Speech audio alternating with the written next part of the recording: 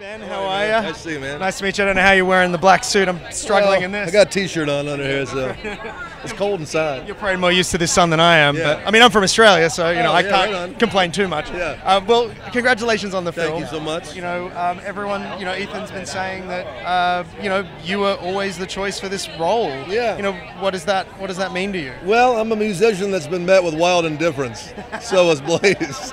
I'm a big guy from Arkansas, so was Blaze. He had family in Georgia, I do too. He had family in Texas, I do too. Not quite the same, not quite the moustache at the moment. I don't have the dark eyebrows and the giant mustache. I did grow my mustache over my lower lip for this movie, which is a big deal. It's hard to handle that throughout the day, you know what I mean? So, a day like today. yeah, but I mean, something that I do is I care about music and I care about songwriters, and I think what he knew I would do was care for the music, you know what I mean? Do you remember the first time you heard a song by Blaze? Yeah, I remember the first time I heard a song by Blaze. I heard Big Cheeseburgers in the 90s, and I didn't know who it was. And I remember hearing it another time, maybe 3 or 4 years later, and I thought, I got to figure out who that is. In 2004, John Prine covered Clay Pigeons, which is one of his Blaze's most known songs. And that's when I was like, that's that guy Blaze Foley, And then I went down the rabbit hole with Blaze and, never came back.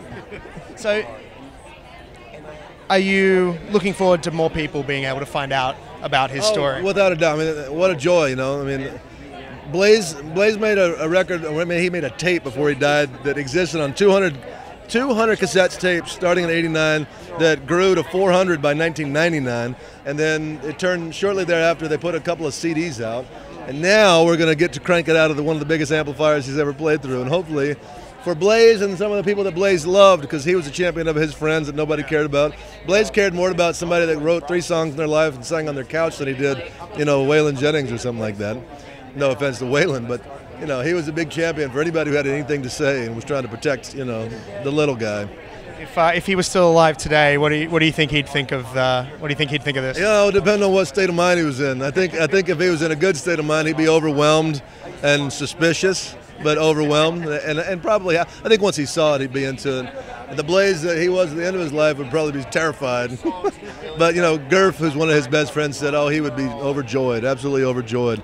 Merle Haggard said in 1982, I believe, that If I Could Only Fly was the best country song he'd ever heard in 15 years.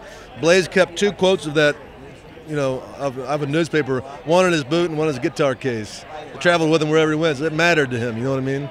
I think he'd be overjoyed.